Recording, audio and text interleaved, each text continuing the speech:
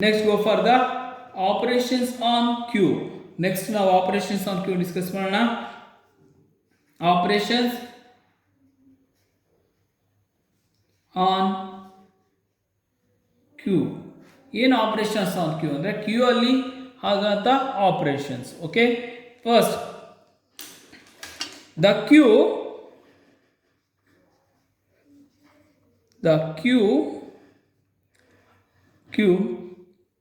abstract data type is defined by the following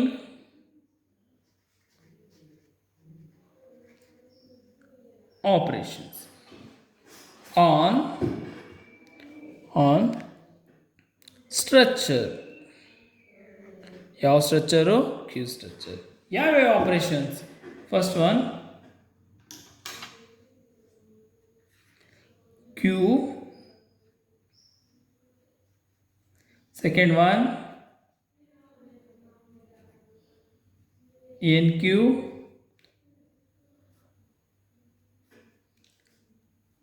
next third one DQ,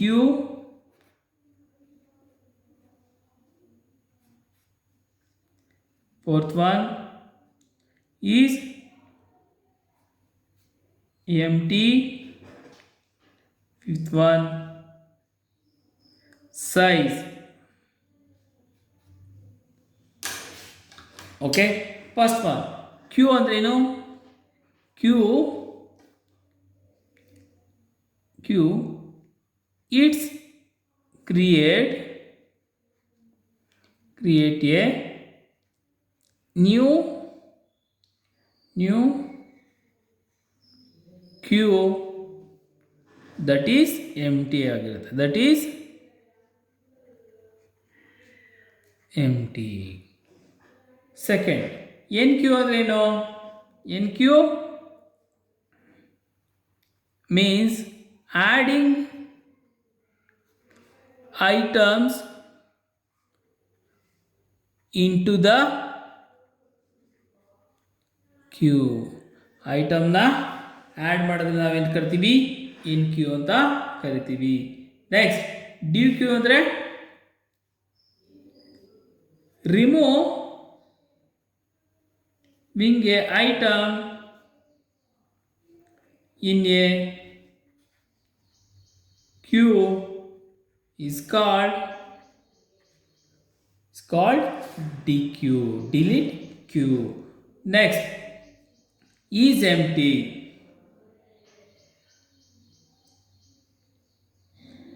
It's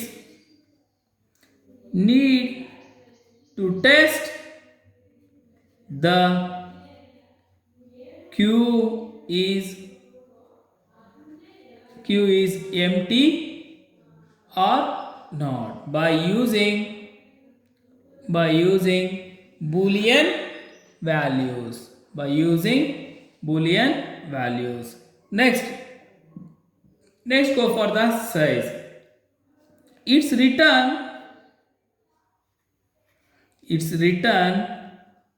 the number of items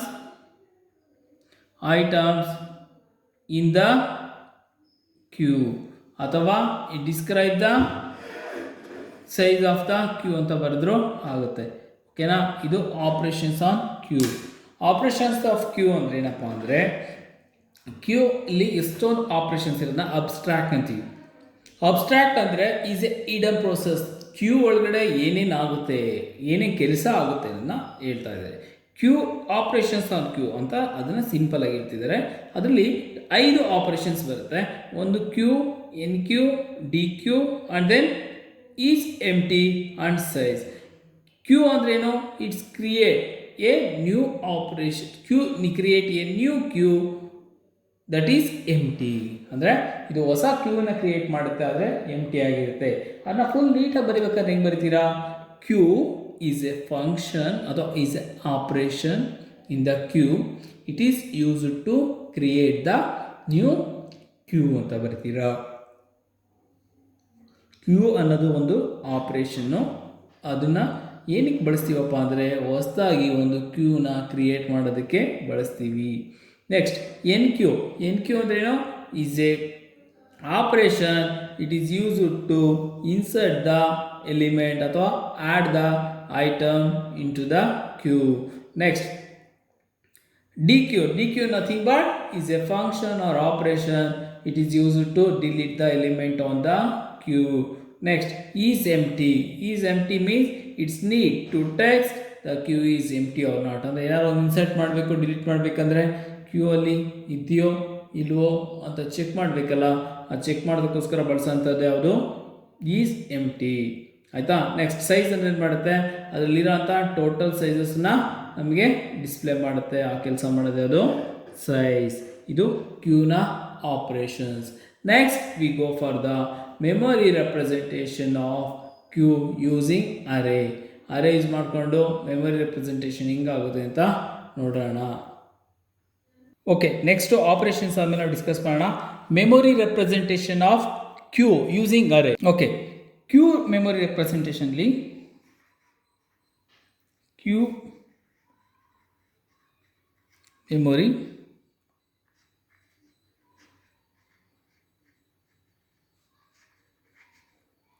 representation.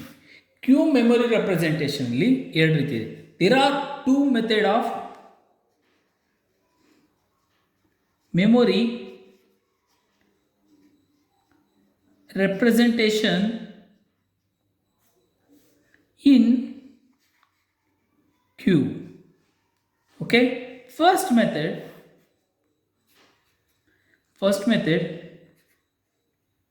using array. Second method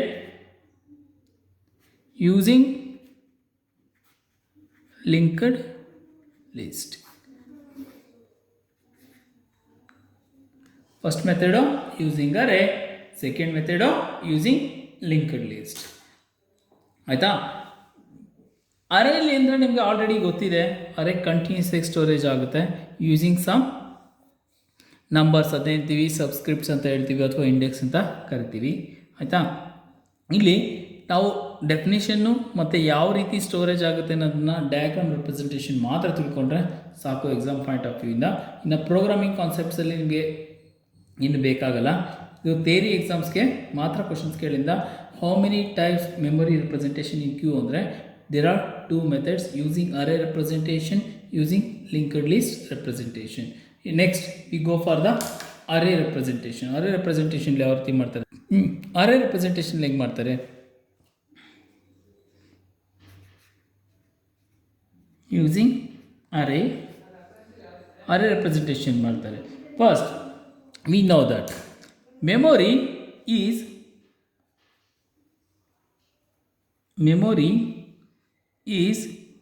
in the linear format. ಇಲ್ಲಿ linear ಅಂದರೆ continuation ಅಂತ, continuation ಆಗಿ store ಮಾಡಿರುತ್ತೆ ಯಾವುದು? ಅರೇ ಕಾನ್ಸೆಪ್ಟಲ್ಲಿ. ಆಯಿತಾ? ಇಲ್ಲಿ front ಮತ್ತು rare ಏನಾಗುತ್ತೆ ಇವೆರಡೂ ಕೂಡ ಯೂಸಿಂಗ್ ಪಾಯಿಂಟರ್ ವೇರಿಯೇಬಲ್. ಏನಂತೆ ಇಲ್ಲಿ ಏನು ಮಾಡ್ತಾರೆ? ಪಾಯಿಂಟರ್ ವೇರಿಯೇಬಲ್ ಯೂಸ್ ಮಾಡ್ತಾರೆ. pointer variable are used to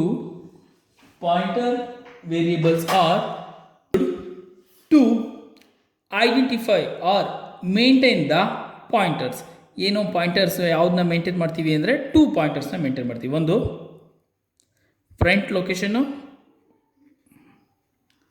ಇನ್ನೊಂದು ರೇರ್ ಲೊಕೇಶನ್. ಫ್ರಂಟ್ ಅಂದ್ರೇನು, ರೇರ್ ಅಂದ್ರೇನು? ಫ್ರಂಟ್ ಅಂದರೆ ಡಿಲೀಟ್ ಮಾಡೋದು, ರೇರ್ ಅಂದರೆ ಇನ್ಸರ್ಟ್ ಮಾಡೋದು. ಈ ಕಡೆ ಚಿಕ್ಕ ಬರ್ತೀನಿ. ಫ್ರಂಟ್ ಅಂದರೆ ಡಿಲೀಟು, ರೇರ್ ಅಂದರೆ ಇನ್ಸರ್ಟ್. ಆಯಿತಾ? ತಲೆಯಲ್ಲಿ ಇಟ್ಕೊತೀರಾ? ಅರೇ ಅಂದರೆ ಲೀನಿಯರ್ ಮೆಮೊರಿ ರೆಪ್ರೆಸೆಂಟೇಷನ್ ಮಾಡುತ್ತೆ. ಇದು ಪಾಯಿಂಟರ್ ವೇರಿಯೇಬಲ್ಸ್ನ ಯೂಸ್ ಮಾಡುತ್ತೆ. 2 ಪಾಯಿಂಟರ್ ವೇರಿಯೇಬಲ್ ಇಲ್ಲಿ ತೊಗೊತೀವಿ. ಒಂದು ಯಾವುದು?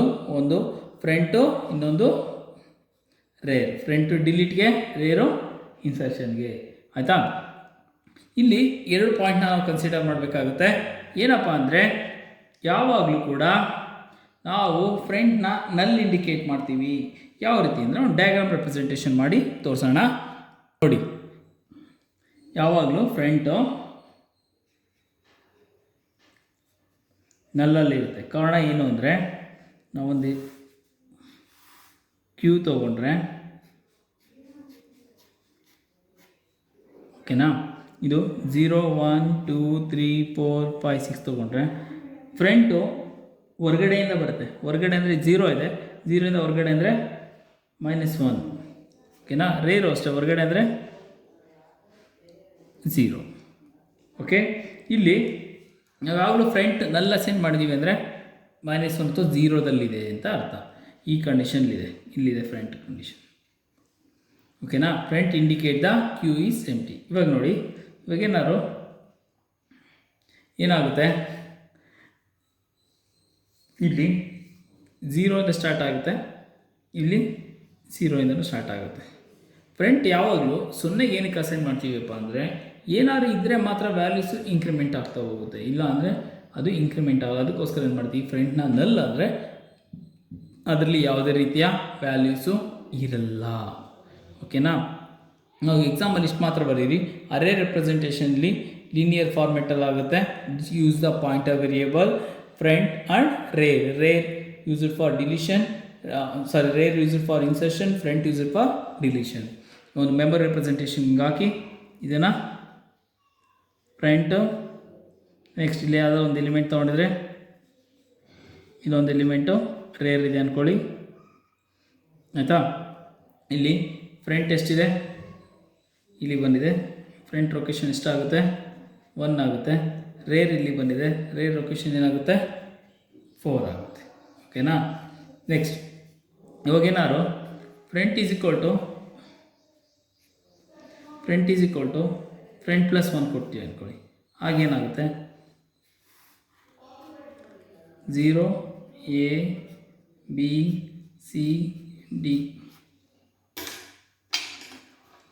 ಫ್ರಂಟ್ ಏನಾಗುತ್ತೆ, 1ಅಲ್ಲಿ ಇರುತ್ತಲ್ಲ, 1ಅಲ್ಲಿದು ಒಂದು ಇಂಕ್ರಿಮೆಂಟ್ ಆದರೆ ಏನಾಗುತ್ತೆ, ಇಲ್ಲಿಗೆ ಬರುತ್ತೆ. ಇಲ್ಲಿಗೆ ಬಂದಾಗ ಏನಾಗುತ್ತೆ, ಇದು ಡಿಲೀಟ್ ಆಗುತ್ತೆ.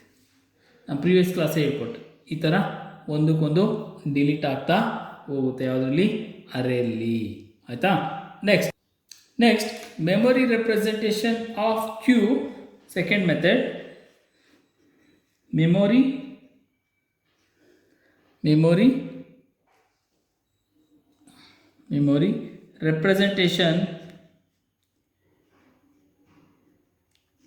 representation of a queue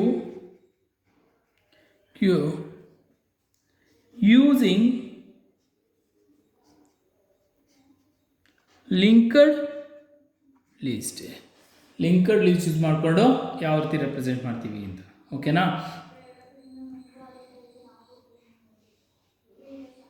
ಇಲ್ಲೂ ಏನಾಗುತ್ತಪ್ಪ ಅಂದರೆ ಇಲ್ಲಿ ಕ್ಯೂ ಅಲ್ಲಿ ಒಂದು ಡೆಫಿನೇಷನ್ ಜ್ಞಾಪಕ ಇದೆ.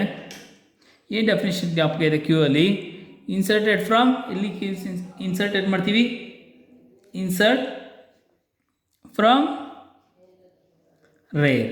ಡಿಲೀಟ್ ಎಲ್ಲಿ ಮಾಡ್ತೀವಿ, ಡಿಲೀಟ್ ಫ್ರಮ್ ಫ್ರಂಟ್. ಆಯಿತಾ, ಇನ್ಸರ್ಟ್ ಎಲ್ಲಿ ಮಾಡ್ತೀವಿ, insert from rear, delete from front. ಆಯಿತಾ, ಸೆಕೆಂಡ್ ಪಾಯಿಂಟರ್ ಯೂಸ್ ಮಾಡ್ತೀವಿ. ದ ಪಾಯಿಂಟರ್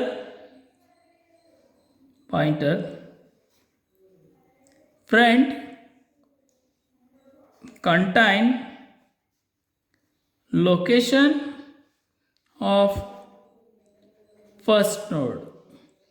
ಪಾಯಿಂಟರ್ ಇರುತ್ತೆ, ಯಾವಾಗಲೂ ಫಸ್ಟ್ ನೋಡ್ನ ಲೊಕೇಶನ್ನ ತೊಗೊಂಡಿರುತ್ತೆ. ಆಯಿತಾ, ಯಾವ ರೀತಿ ನೋಡಿ,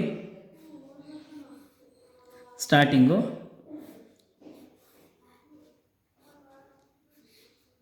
ಇದರ ಅಡ್ರೆಸ್ಸು ನೆಕ್ಸ್ಟ್ ಲಿಂಕ್ಡ್ ಲಿಸ್ಟಲ್ಲಿರುತ್ತೆ.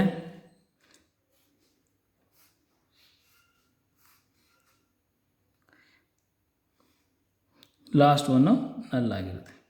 ಓಕೆನಾ, ಇಲ್ಲಿ ಲಿಂಕ್ಡ್ ಲಿಸ್ಟಲ್ಲಿ ಎರಡು ಭಾಗ ಬರುತ್ತೆ. ಅದು ನೆಕ್ಸ್ಟ್ ಚಾಪ್ಟರ್ ಹೋಗ್ತಾ ಹೋಗುತ್ತೆ. ಒಂದು ಭಾಗದಲ್ಲಿ ಇನ್ಫಾರ್ಮೇಷನ್ ಇರುತ್ತೆ, ಇನ್ನೊಂದು ಭಾಗದಲ್ಲಿ ಅಡ್ರೆಸ್ ಇರುತ್ತೆ. ಇದು ಲಿಂಕ್ಡ್ ಲಿಸ್ಟ್ ರೆಪ್ರೆಸೆಂಟೇಷನ್. ಇಷ್ಟನ್ನ ನೀವು ಎಕ್ಸಾಮಲ್ಲಿ ಬರೀಬೇಕಾಗುತ್ತೆ. ಇಷ್ಟು ನೀವು ಜ್ಞಾಪಕ ಇಟ್ಕೊಳ್ಳಿ. ನೆಕ್ಸ್ಟ್ ಸೆಷನ್ ನಾವು ಮಾಡೋಣ.